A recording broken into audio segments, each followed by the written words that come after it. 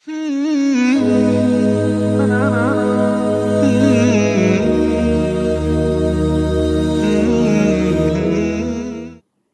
بالله من الشيطان الرجيم بسم الله الرحمن الرحيم وصلى الله على محمد وعلى آله الطيبين الطاهرين الذين أذهب الله عنهم الرجس وطهرهم تطهيرا اللهم صل على محمد وآل محمد وعجل فرجهم ولعنة الدائمة الباقية على أعدائهم ومنكر فضائلهم وغاصب حقوقهم أجمعين من يوم عداوتهم إلى قيام يوم الدين أما بعد يا عباد الله أوصيكم ونفسي بتقوى الله فإن التقوى خير الزاد وبها المعاد وتنفع يوم لا ينفع فيه مال ولا بنون إلا من أتى الله بقلب سليم وصلى الله على محمد وعلى آله الطيبين الطاهرين اللهم صل على محمد وآل محمد وعجل فرجهم আমার প্রিয় দর্শক ও শ্রোতাবৃন্দ আসসালামু আলাইকুম ওয়া রাহমাতুল্লাহি ওয়া বারাকাতুহু আপনাদের সকলকে আন্তরিক সালাম ও শুভেচ্ছা জানিয়ে আজকের অনুষ্ঠান ইসলাম ইন বাংলায় আপনাদেরকে স্বাগতম জানাই। আশা করি আপনারা যে যেখানে আছেন ভালো আছেন, কুশল ও মঙ্গলে আছেন, সুখে থাকুন, শান্তিতে থাকুন, সমস্ত প্রকারের দুঃখ কষ্ট থেকে মুক্তিতে থাকুন। আল্লাহ রব্বুল আলামিনের কাছে এই কামনা করি। যারা অসুস্থ আল্লাহ তাদেরকে সুস্থতা দান করুন, যারা ঋণে ভুগছে আল্লাহ তাদেরকে ঋণ মুক্তি করুন। ওইরূপ যাদের জীবনে কোনো প্রকারের অভাব বা অশান্তি আছে আল্লাহ রব্বুল আলামিন তাদের সকলের জীবনে সুখ শান্তি দান করুন ও সকলের মনোকামনা আশাকে পূরণ করুন। আমাদের সকলকে সৎ পথে চলার, অসৎ পথ থেকে দূরে থাকার এবং এক অপরকে সৎ উপদেশ দেওয়ার তৌফিক দান করুন। আমরা যেন সত্য বা হক জিনিসকে জেনে শুনে মেনে তার উপরে আমল করে সেটা অন্যদের সামনে তুলে ধরতে পারি বা সকলের কাছে পৌঁছে দিতে পারি। আল্লাহ রব্বুল আলামিন আমাদেরকে সেই মনোবল ও নেক তৌফিক দান করুন। আমিন ইয়া রাব্বাল আলামিন। এই দোয়ার সঙ্গে আজকের পর্ব শুরু করতে চলেছি। আপনাদের পাঠানো প্রশ্নের উত্তর দেওয়ার আগে পবিত্র শাবান মাসের ফজিলত এবং এই মাসের আমালের সারাংশ আপনাদেরকে বলতে চাই। যে মাসকে নবী করিম সাল্লাল্লাহু আলাইহি ওয়াসাল্লাম নিজের মাস বলেছেন, আর বলেছেন যদি এই মাসে কেউ আমার মায়ায়, আমার মহব্বতে আমাকে ভালোবেসে একদিন রোজা রাখে তো তার শেফাত আমার উপরে ফরজ হয়ে যাবে আর সে জান্নাতবাসী হবে। তো সুতরাং এই মাসের কি ফজিলত উল্লেখ হয়েছে আর এই মাসে আমাদেরকে কি কি আমাল করতে বলা হয়েছে আমি আপনাদের সামনে সেটা তুলে ধরতে চাই বা সেটা বলতে চাই। তবে তার আগে আমি এই শাবান মাসের যে বিশেষ দিনগুলো তার উল্লেখ করতে চাই। এই শাবান মাসের বিশেষ দিনগুলোর সম্পর্কে আপনাদেরকে বলে দিতে চাই। এই শাবান মাসের যে ইসলামিক ইভেন্টস বা এই শাবান মাসের যে উল্লেখনীয় দিন সেটা হচ্ছে একুম শাবান, মানে শাবান মাসের প্রথম তারিখ বিবি জাইনাব সালামুল্লাহ আলাইহার শুভ জন্মদিন। এই শাবান মাসের তৃতীয় তারিখে মুনকিদুল বাশারিয়াহ সৈয়দনা ইমাম হুসাইন ইবনে আলী ইবনে আবি তালিব আলাইহিস সালামের শুভ জন্মদিবস, যেটা গত রবিবারে ছিল। মনে রাখবেন, ইন্নাল হুসাইনা মিসবাহুল হুদা ও সফিনাতুন নেজাত। ইমাম হুসাইন হেদায়েতের আলো এবং নেজাতের তরি। সর্বাধিক আল্লাহর বান্দারা যার কারণে জান্নাতে যাবে তিনি হচ্ছেন ইমামে হুসাইন আলাইহিস সালাম। মনে রাখবেন, আল্লাহর বান্দাদের মধ্যে সবচেয়ে বেশি ইমামে হুসাইন আলাইহিস সালামের অনুসারী অনুগামীরা জান্নাতে যাবে। আর এই মাসের ৪র্থ তারিখে মানে শাবান মাসের ৪র্থ তারিখে মাওলা আবুল ফজল আব্বাস আলাইহিসসালামের জন্মদিবস। আর এই মাসের ৫ম তারিখে মানে ৫ম শাবান ৪র্থ ইমামে জাইনুল আবদিন আলাইহিসসালামের জন্মদিবস। আর এই মাসের ৭ তারিখে ৭ শাবান জনাবে কাসিম ইবনে ইমামে হাসান আলাইহিসসালাম, যিনি কারবালায় শহীদ হয়েছিলেন, ওনার জন্মদিবস। আর এই মাসের ১১ তারিখে ১১ই শাবান শবিয়ে রসুল্লাহ মানে নবী করিম সাল্লাল্লাহু আলাইহি ওয়াসাল্লামের মতো যিনি দেখতে ছিলেন, একদম নবীর মতো দেখতে ছিলেন, জনাবে আলী আকবর। সুতরাং ইমাম হোসেন আলাইহিস সালামের ছেলে জনাবে আলী আকবরের শুভ জন্মদিন হচ্ছে ১১ই শাবান। আর এই মাসের ১৪ তারিখের দিনগত রাত, ১৪ই শাবানের দিনগত রাত হচ্ছে শবে বারাত, মুক্তি পাওয়ার রাত, লাইলাতুল কদর। রমজান মাসে যে শবে কদর আসে, লাইলাতুল কদর, তারপরে পুরো বছরের সবচেয়ে সম্মানিত এবং মর্যাদাধারী রাত হচ্ছে শবে বারাত, যে রাতের শেষে ভোরের সময় যুগের ইমামে মেহেদী আলাইহিস সালাম জন্মগ্রহণ করেছিলেন, যে রাত্রে আল্লাহ রব্বুল আলামিন সমস্ত রূহকে আজাদ করে দেন। যারা কষ্টে থাকে, আযাবের মধ্যে থাকে, ওই একটি রাত তাদেরকে সমস্ত প্রকারের আযাব থেকে মুক্তিদান দেওয়া হয়। তাহলে চিন্তা করুন আল্লাহর নিকটে ওই রাতের কত সম্মান। লাইলাতুল কদরে মানে শবে কদর যেটা রমজান মাসে আসে, ওই রাত্রের সম্পর্কেও কোথাও হাদিসে লেখা হয়নি যে আজকে সমস্ত রূহকে আজাদ করে দেওয়া হয়, বা যারা দুঃখ বা কষ্ট পাচ্ছে কবরে, আলামে বারজাখে যারা সাজা পাচ্ছে, তাদেরকে সাজা থেকে মুক্তি দেওয়া হয়। কিন্তু শবে বারাত 15ই শাবানের রাত, আল্লাহ এই রাতকে এমন সম্মান দান করেছে, যার জিকির সূরা কদরের মধ্যে বা যার জিকির সূরা দুখানের মধ্যে হয়েছে, লাইলাতুল মুবারাকা বলা হয়েছে 15ই শাবানের রাতকে। সুতরাং এই রাত আমালের রাত, ওই রাত্রে সারা রাত আল্লাহর উপাসনা বা ইবাদতের মধ্যে কাটাতে বলা হয়েছে। আর ওই রাত্রের শেষে ভোরের সময় 15ই শাবান ভোরের সময় যুগের ইমামে জামানা আলাইহিস সালামের শুভ জন্মদিবস। ইনশাআল্লাহ এ বিষয়ে বিস্তারিত আলোচনা করব শবে বারাতের যখন জিকির করব। এবছর শবে বারাত পড়ছে 14ই শাবান বৃহস্পতিবারের দিন। মনে রাখবেন 13 ফেব্রুয়ারি আর 14 শাবান পড়বে, 13 ফেব্রুয়ারি আর 14 শাবান। আর 15ই শাবান পড়বে 14ই ফেব্রুয়ারি জুম্মার দিন, যুগের ইমামের শুভ জন্মদিবস। 255 হিজরিতে জুম্মার দিনে ভোরের সময় উনি জন্মগ্রহণ করেছিলেন। এবছরও ওনার জন্মবার্ষিক আসছে জুম্মার দিন, 15ই শাবান 14ই ফেব্রুয়ারি জুম্মার দিন। সুতরাং মাসায়েলে জিন্দেগিতে আপনাদের প্রশ্নের উত্তর দেওয়ার আগে আমি যুগের ইমামের সম্পর্কে আলোচনা করব। আর ইনশাআল্লাহ নেক্সট বৃহস্পতিবারে মানে এই বৃহস্পতিবারের পরের বৃহস্পতিবারে আমি শবে বারাতের সম্পর্কে বিশেষ করে আলোচনা করব এবং ওই রাত্রের আমাল বিষয়ে বিস্তৃতভাবে আপনাদেরকে বলবো ইনশাআল্লাহ। আসুন এবারে আমি আপনাদেরকে শাবান মাসের ফজিলত বা তার আমাল সম্পর্কে বলতে চাই।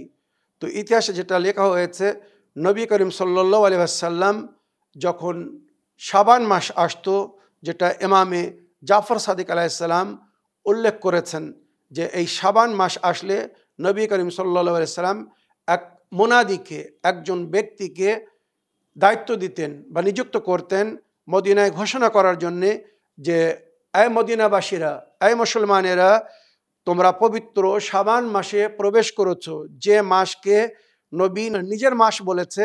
সুতরাং কেউ যদি আল্লাহর রহমতের প্রাপ্য হতে চাও তো এই মাসে রোজা রাখো। নবীর দুয়ায়, নবীর ওসিলায় আল্লাহ তোমাদের মনোকামনা আশাকে পূরণ করবেন। মাওলা আলী আলাইহিস সালাম বলছেন, যখন থেকে নবী মোনাদার মাধ্যমে বা মোনাদির মাধ্যমে এই ঘোষণা করিয়েছিলেন, তারপরে জীবনে কখনো আমি শাবান মাসের রোজা ছাড়েনি।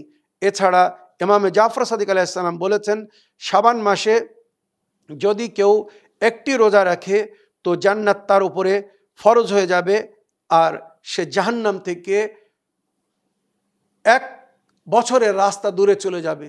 একটি রোজা যদি রাখে তো জাহান্নাম তার থেকে বা সে জাহান্নাম থেকে 1 বছরের রাস্তা দূরে চলে যাবে। এবারে যদি 30টি রোজা রাখে, মানে পুরো শাবান মাস যদি কেউ রোজা রাখে, তার মানে জাহান্নাম থেকে সে 30 বছরের দূরত্ব রাস্তায় চলে যাবে, বা জাহান্নাম তার থেকে 30 বছরের দূরত্ব রাস্তা দূরে সরে যাবে।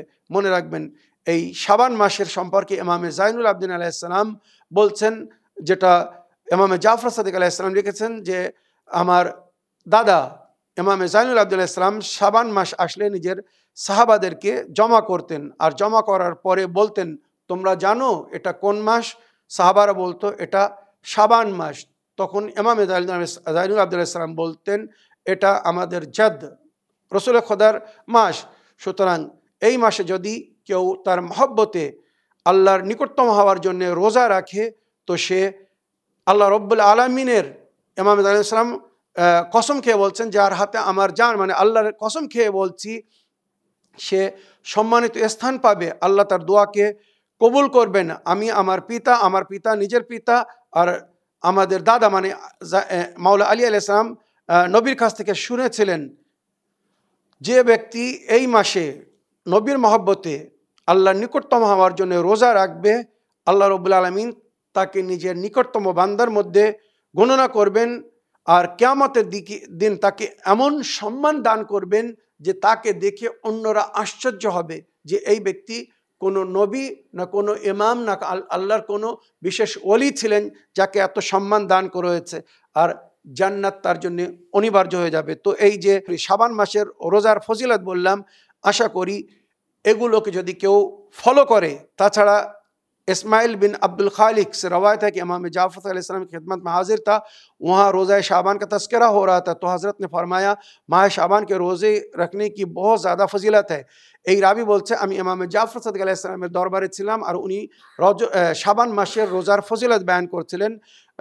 ফজিলত বয়ান করার সময় উনি বলছিলেন যে শাবান মাসের রোজার কি ফজিলত, हद तक नाहक खून बहाने वाले को भी उन रोज़ों के फ़ायदे पहुँच सकता है और वो बख्शा जा सकता है। इमाम জাফর সাল্লাল্লাহু বলছেন, কেউ যদি শাবান মাসে রোজা রাখে, পুরো শাবান মাস, তো এই রোজা রাখার এত সওয়াব দেওয়া হবে যে ওই ব্যক্তি যদি নাহক কাউকে হত্যাও করে থাকে, কাতল করে থাকে, আল আয়াজ বিল্লাহ, যেন এমন কাজ কেউ না করে, তবে যদি কারোর মাধ্যমে এমন হয়ে থাকে, কেউ যদি কাউকে নাহক কাতল করে থাকে, আর সে যদি শাবান মাস পুরো রোজা রেখে আল্লাহর কাছে তওবা করে, তো এই রোজা আর এই তওবার কারণে হয়তো আল্লাহ তাকে ক্ষমা করে দেবেন।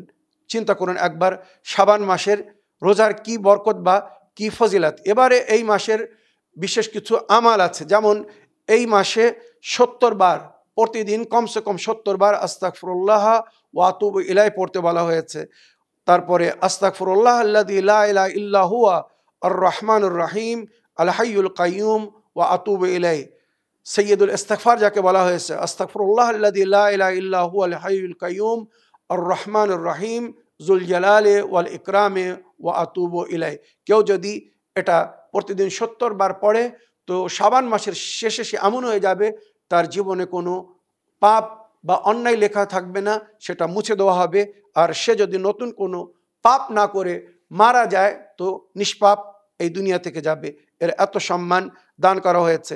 আরও এই মাসের তাসবিহ ও তাকদিসের মধ্যে যেটা জিকির হয়েছে, লা ইলাহা ইল্লাল্লাহ ওয়ালা না'বুদু ইল্লা ইয়াহু মুখলিসিনা লাহুদ্দিন ওয়ালাউ কারিহাল মুশরিকিন আও ওয়ালাউ কারিহাল মুশরিকুন। পুরো শাবান মাসে 1000 বার এই জিকিরটা পড়তে বলা হয়েছে। পুরো শাবান মাসে সে হজ ও জিয়ারতের বা উমরার সওয়াব পাবে। মনে রাখবেন, শাবান মাসে, পুরো শাবান মাসে 1000 বার, খুব কঠিন না। যদি প্রতিদিন মানে 1 তসবিহ পড়ে, তো 30 দিনে 30 তসবিহ, 100 বার যদি বলে, তো 10 দিনে 1000 বার হয়ে যাবে, 20 দিনে 2000 বার, 30 দিনে 3000 বার হয়ে যাবে। আর এখানে বলা হয়েছে 1000 বার পড়ার জন্যে। তো আশা করি পুরো মাসে কেউ যদি পড়তে চায় আরামে পড়তে পারবে। এছাড়া এই পবিত্র মাসে সাদকা দিতে বলা হয়েছে। আর নবী আলে নবীর ওপরে যত বেশি থেকে বেশি দরুদ পাঠ করতে বলা হয়েছে। আল্লাহুম্মা সাল্লি আলা মুহাম্মদ ওয়া আলি মুহাম্মদ, যেটা রওয়ায়াতের মধ্যে উল্লেখ হয়েছে। নবী করিম সাল্লাল্লাহু আলাইহি ওয়াসাল্লাম বলেছেন, কেউ যদি শুধু আমার উপরে দরুদ পড়ে তার জন্য সে কোনো আজর পাবে না, কেননা আল্লাহ রাব্বুল আলামিন ইব্রাহিম ও আলে ইব্রাহিমের ওপরে যেমন দরুদ পাঠ করতে বলেছেন, ওইরূপ আমার সঙ্গে আমার আলের ওপরে দরুদ পাঠ করতে বলা হয়েছে। আল্লাহুম্মা সাল্লি আলা মুহাম্মদ ওয়া আলি মুহাম্মদ কামা সাল্লাইতা আলা ইব্রাহিম ওয়া আলা আলি ইব্রাহিম। আল্লাহুম্মা বারিক আলা মুহাম্মদ ওয়া আলি মুহাম্মদ কামা বারাকতা আলা ইব্রাহিম ওয়া আলা আলি ইব্রাহিম। আর আল্লাহুম্মা রহম আলা মুহাম্মদ ওয়া আলি মুহাম্মদ কামা তারহামতা আলা ইব্রাহিম ওয়া আলি ইব্রাহিম, দরুদে ইব্রাহিম। তো এই মাসে বেশি থেকে বেশি দরুদে ইব্রাহিমই পড়তে বলা হয়েছে। আর যদি পুরো দরুদে ইব্রাহিমী পড়ার সুযোগ না হয় তো কমস কম আল্লাহুম্মা সাল্লি আলা মুহাম্মদ ওয়া আলি মুহাম্মদ পুরো সালাওয়াত পড়তে হবে। এই সালাওয়াত যদি পুরো না পড়া হয় তো তার কোনো আজর পাবে না। আর সালাওয়াত যদি পুরো পড়ে তো আল্লাহ রাব্বুল আলামিন তারপরে সে যা দোয়া করবে তার দোয়াকে কবুল করবেন। নবী যেটা বলেছেন, লা তুসাল্লু আলাইয়া সালাতান বাতারা, শুধু আমার উপরে দরুদ পড়ো না, লেস কাটা দরুদ পড়ো না, বল সল্লু আলা মুহাম্মদ ওয়া আলে মুহাম্মদ, যখনই দরুদ পাঠ করবে মুহাম্মদ ও আলে মুহাম্মদের উপরে দরুদ পাঠ করতে বলা হয়েছে। এছাড়া শাবান মাসের প্রতি বৃহস্পতিবারে 2 রাকাত নামাজ পড়তে বলা হয়েছে। একবার সূরা আল-হামদ আর 100 বার সূরা তাওহীদ পড়তে বলা হয়েছে। মনে রাখবেন, 2 রাকাত নামাজ, প্রতি রাকাতে একবার সূরা আল-হামদ আর 100 বার সূরা তাওহীদ পড়তে বলা হয়েছে। আর তারপরে তসবিহ জাহরা সালাম, নামাজের শেষে তসবিহ জাহরা সালামুল্লাহ আলাইহা পড়তে বলা হয়েছে। আর তসবিহ জাহরা সালামুল্লাহ আলাইহার পরে 100 বার দরুদ শরীফ পাঠ করতে বলা হয়েছে। আল্লাহুম্মা সাল্লি আলা মুহাম্মদ ওয়া আলি মুহাম্মদ। 100 বার যদি দরুদ শরীফ পাঠ করে কেউ নিজের জন্য, আত্মীয়স্বজনের জন্য, আপনাদের জন্য দোয়া করে তো আল্লাহ তার দোয়াকে রদ করবেন না। এইভাবে শাবান মাসের অনেক বরকত বা ফজিলতের জিকির করা হয়েছে। আর সম্ভব হলে এই মাসে অল্প হলেও প্রতিদিন কিছু না কিছু সাদকা দিতে বলা হয়েছে। মনে রাখবেন, এই মাসে যদি সাদকা দেন তো আল্লাহ সমস্ত প্রকারের বালা মুসিবত থেকে আপনাকে এবং আপনার পরিবারকে বা যাদের তরফ থেকে সাদকা দেবেন আল্লাহ তাদের রক্ষা করবেন। আর এই শাবান মাসে প্রতিদিন দুপুরের সময়, জওয়ালের সময়, যদি সম্ভব হয় তো জোহর নামাজের পরে একটি সলাওয়াত পড়তে বলা হয়েছে। এই সলাওয়াতের অনেক ফজিলত বা বরকতের জিকির হয়েছে। যদি কেউ নবী আলে নবীর শেফাত পেতে চায় তো জওয়ালের সময় যেন এই দরুদ পাঠ করে। শাবান মাসের প্রতিদিন দুপুরের সময়, যে কোনো সময় এই সলাওয়াত পড়া যাবে, তবে নামাজে জোহরের পরে যদি পড়া হয় তো অতি উত্তম। আল্লাহুম্মা সাল্লি আলা মুহাম্মদ ওয়া আলি মুহাম্মদ শাজারাতিন নুবুওয়া ওয়া মাওজির রিসালা মুখতালিফুল মালাইকাতি ওয়া মাআদিনিল ইলমি ওয়া আহলি বাইতিল ওয়াহyi। আল্লাহুম্মা সাল্লি আলা মুহাম্মদ ওয়া আলি মুহাম্মদ আল ফুলকিল জারিয়া ফিল লুজাজিল গামিরা ইয়ামুনু মান রাকাবাহা ওয়া ইয়াগরিকু মান তারাকাহা। মুহাম্মদ আলি মুহাম্মদ, যেটাকে ফুলকে জারিয়া, যেমন সমুদ্র বা নদীর ওপরে কাশতি চলে, নৌকা চলে, আহলে বাইতকে ওই নৌকা বা ওই কাশতি নেজাত করা হয়েছে। যারা এই কাশতির ওপরে সওয়ার হবে তারা নেজাত পাবে, আর এই কাশতির ওপরে যদি সওয়ার না হয় সে ডুবে যাবে। যেমন নবীর হাদিসের মধ্যে উল্লেখ হয়েছে, মাসালু আহলু বাইতি কামাসালে সাফিনাতে নূহ মান রাকিবাহা নাজা ওয়া মান তাখাল্লাফা আনহা ফাগারিকা ওয়া হাওয়া। আমার আহলে বাইতের উদাহরণ নূহ নবীর তরির মতো, যে এই তরিতে সওয়ার হবে সেই নেজাত পাবে, আর যে এই তরিকে ছেড়ে দেবে সে ডুবে যাবে, সে শেষ হয়ে যাবে। তো এই দুয়ার মধ্যে, এই সলাওয়াতে শাবানিয়ার মধ্যে এর জিকির হয়েছে। আল ফুলকিল জারিয়া ফিল লুজাজিল গামিরা ইয়ামুনু মান রাকাবাহা ওয়া ইয়াগরিকু মান তারাকাহা। আল মুতাকাদ্দিমু লাহুম মারিকুন ওয়াল মুতাআখিরু আনহুম জাহিকুন। আহলে বাইতের যদি কেউ আগে চলে যায় তো সেও ভুল পথে চলে যাবে, আর আহলে বাইতের যদি কেউ পিছে রয়ে যায়, মানে আহলে বাইতের সঙ্গে না থাকে। বলা হয়েছে আহলে বাইত গাছ, আর আমরা মানে মান্যকারীরা ওই গাছের পাতা। তো গাছের পাতা যদি গাছের থেকে আলাদা হয়ে যায় সে মূল্যহীন হয়ে যায়, হাওয়া তাকে উড়িয়ে নিয়ে যায়, সে শুকিয়ে জ্বালানি হয়ে যায়। তো ওইরূপ আমাদেরকে বলা হচ্ছে তোমরা গাছের সঙ্গে জড়িত থাকো। যদি গাছের সঙ্গে জড়িত থাকো তোমাদের অস্তিত্ব থাকবে, তোমরা মজবুত থাকবে। ওয়াল মুতাআখিরু আনহুম জাহিকুম ওয়াল লাযিমু লাহুম লাহিকুন, যারা আহলে বাইতের সঙ্গে থাকবে তারাই নেজাত পাবে। আল্লাহুম্মা সাল্লি আলা মুহাম্মাদ ওয়া আলি মুহাম্মাদ আল কাহফিল হাসিন ওয়া গিয়াসিল মুস্তাররিল মুস্তাকিন ওয়া মালজাল হারিমিন ওয়া ইসমাতিল মু'তাসিমিন। আল্লাহুম্মা সাল্লি আলা মুহাম্মাদ ওয়া আলি মুহাম্মাদ সালাতান কাসীরাতান তাকুনু লাহুম রিদান ওয়া লিহাক্কি মুহাম্মাদিন ওয়া আলি মুহাম্মাদ আদাআন ওয়া কাদাআন বিহাউলিন মিনকা ওয়া কুওয়াতিন ইয়া রাব্বাল আলামিন। আল্লাহুম্মা সাল্লি আলা মুহাম্মাদ ওয়া আলি মুহাম্মাদ আত-তাইয়্যিবিন আল আবরার আল আখিয়ার আল্লাযীনা আওজাবতা হুকুকাহুম ওয়া ফারাজতা তাআতুহুম।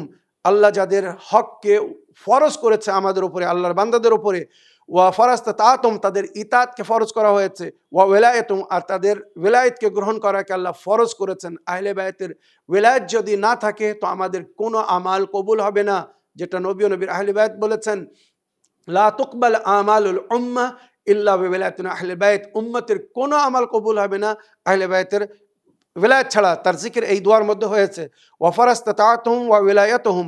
আল্লাহুম্মা সাল্লি আলা মুহাম্মাদ ওয়া আলি মুহাম্মাদ ওয়া আমুর কলবি বিতাআতিক।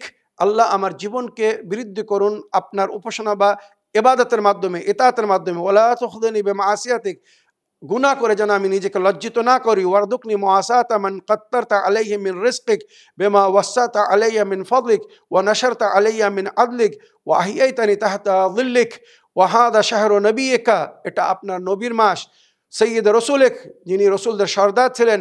শাবানুল্লাযী হাফফতু মিনকা বির রাহমাতি ওয়ার রিদওয়ান। এই সেই শাবান মাস, যে মাসকে নিজের রহমত ও নিজের মর্জির দিকে ঘিরে রেখেছেন, যে মাসকে নিজের রহমত ও নিজের মর্জি দান করেছেন।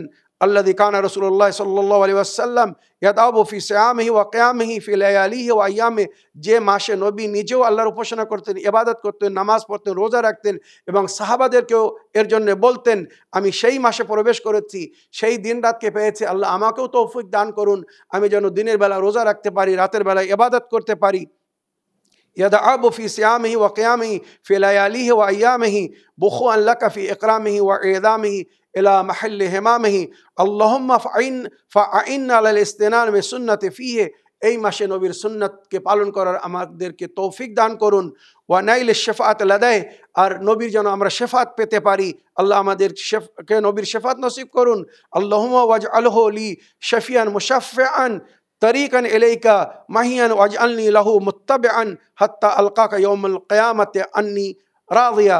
নবীর ইতাআত করে যেন নবীর শাফাত পাই, আর কিয়ামতের দিনে যখন আপনার সঙ্গে সাক্ষাৎ হবে তো আপনি যেন আমাদের থেকে রাজি হন। আল্লাহ আমাকে সেই তৌফিক দান করুন।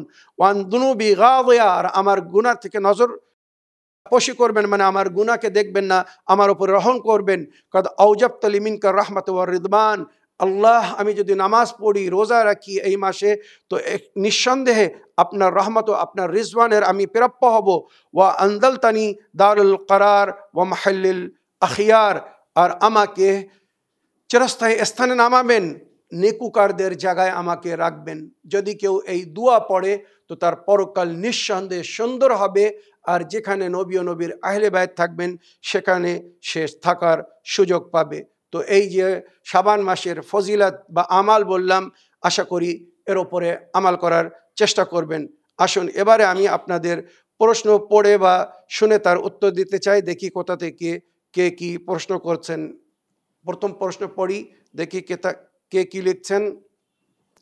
সালামুন আলাইকুম ওয়া রাহমাতুল্লাহি ওয়া বারাকাতুহু। আমি মুর্শিদাবাদ থেকে বলছি, আশা করি আল্লাহর রহমতে ভালো আছেন। হুজুর, আমার একটা প্রশ্ন, সূরা রহমান পাঠ করার সবচেয়ে উত্তম সময় কোনটা? জোহরের পরে না জোহর আসরের নামাজের পরে? আমি জোহর আসরের নামাজের পরে পাঠ করি, এই সময়টা কি উত্তম? একটু বলবেন। আপনি ভালো থাকবেন, সুস্থ থাকবেন, আল্লাহ হাফিজ। আলিয়া বিবি, মুর্শিদাবাদ থেকে। ওয়ালাইকুম আসসালাম রহমতুল্লাহি ওয়া বারাকাতুহু। আমার প্রিয় বোন আলিয়া বিবি, আপনার চিঠি লেখার জন্য আপনাকে ধন্যবাদ জানাই। সূরা রহমান তেলাওয়াত করার উত্তম সময় সম্পর্কে আপনি জানতে চাচ্ছেন, তো যেটা নবী করিম সাল্লাল্লাহু আলাইহি ওয়াসাল্লামের হাদিসের মধ্যে উল্লেখ হয়েছে, কেউ যদি দিনের বেলা সূরা রহমানের তেলাওয়াত করে আর রাত হওয়ার আগে মারা যায়, বা কেউ যদি রাতের বেলা যে কোনো সময় সূরা রহমানের তেলাওয়াত করে আর সকাল হওয়ার আগে মারা যায়, তো সে শহীদ মরবে, শহীদ গণ্য হবে। এই সূরার এত ফজিলত। আর ওই সূরার মধ্যে জান্নাতের যে জিকির হয়েছে, তাজকিরা হয়েছে, জান্নাতের নেয়ামাতের, অনেক নেয়ামাতের বর্ণনা হয়েছে। প্রায় 17টি আল্লাহর নেয়ামত পরস্পর জিকির হয়েছে, বা 31টি আয়াতের মধ্যে জিকির হয়েছে যে তোমরা আল্লাহর কোন কোন নেয়ামতকে অস্বীকার করবে, অমান্য করবে। ফাবে আইয়ে আলায়ে রব্বিকুমা তুকাযযিবান, জিন্ন ইনসকে বলা হয়েছে, মানুষকে এবং জিন্নাতকে।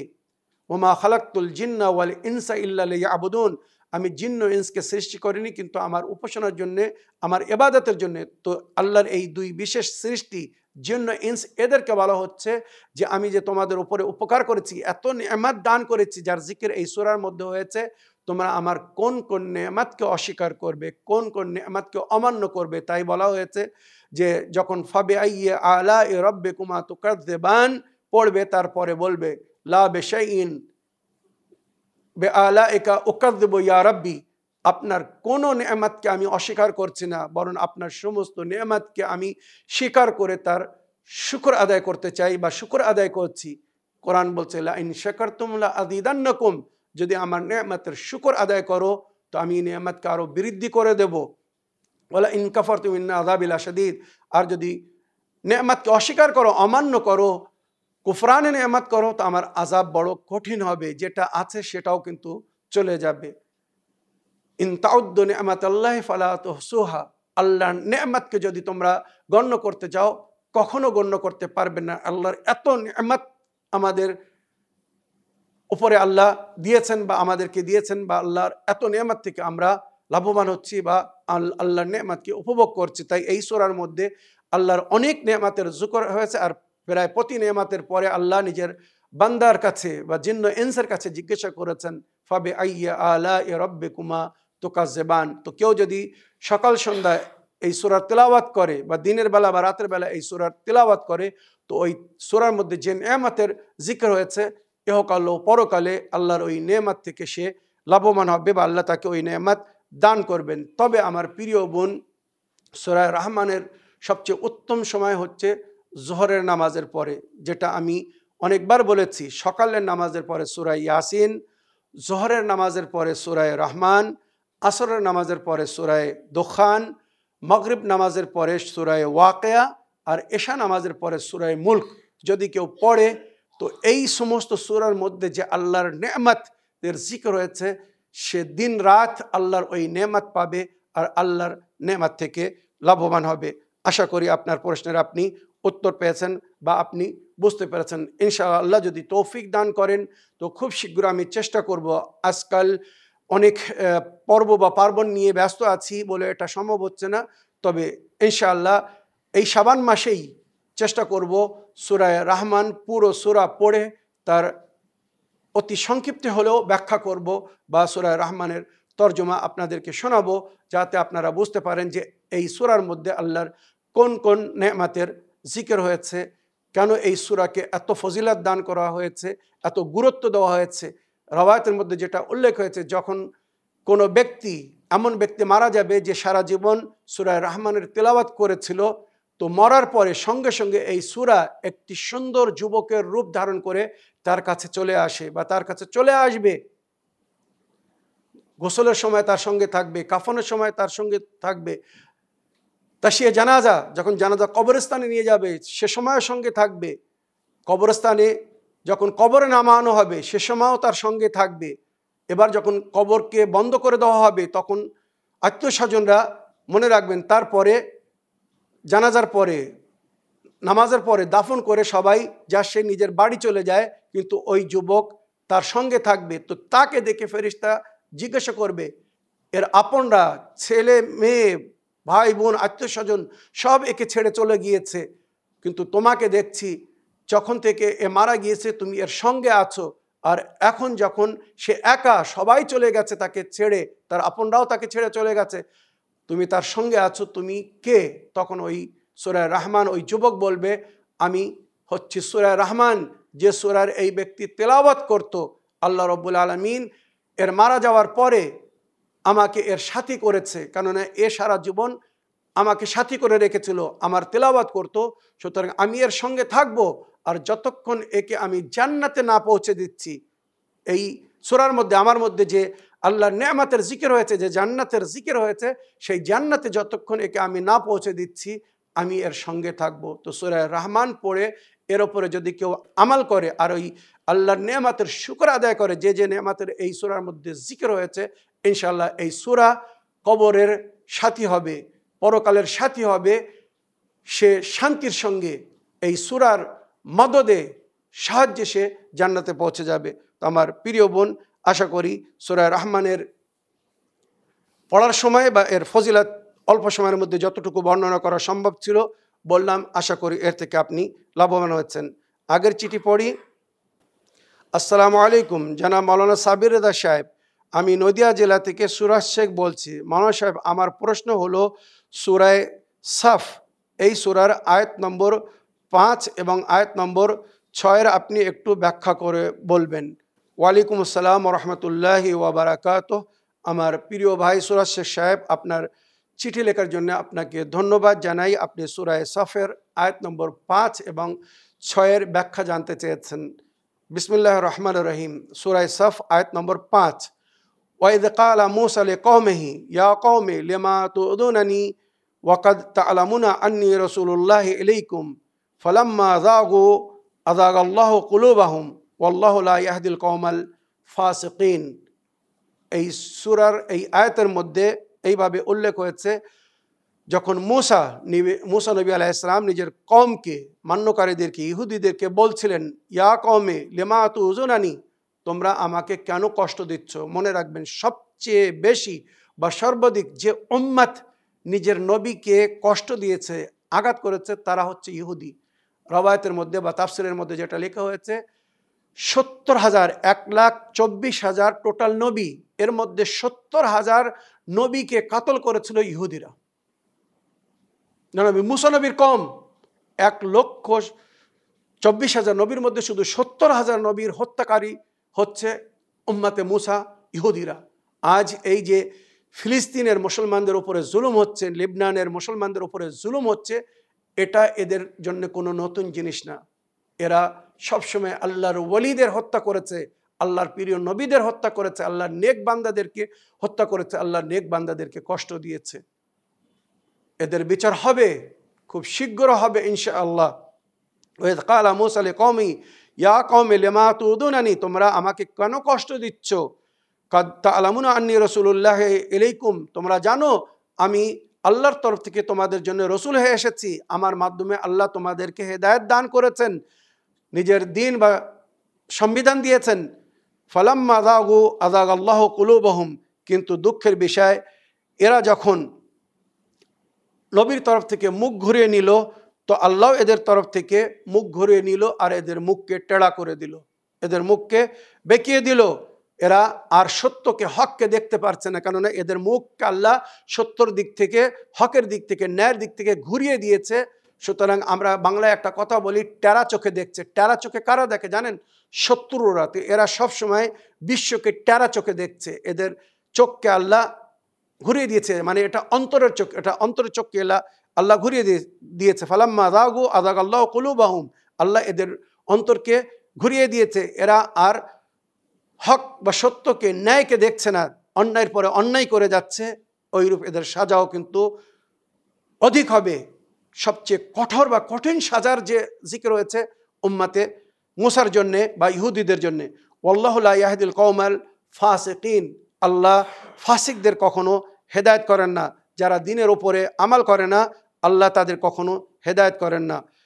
আগে এই সূরার 6 নম্বর আয়াতে জিকির হচ্ছে মূসার কওম বা তাদের কর্ম বা কার্যের ব্যবহারের উল্লেখ হয়েছে। এবারে জনাব ঈসা নবীর কওম বা তাদের কার্য বা কর্মের উল্লেখ হচ্ছে এই সূরার 6 নম্বর আয়াতে।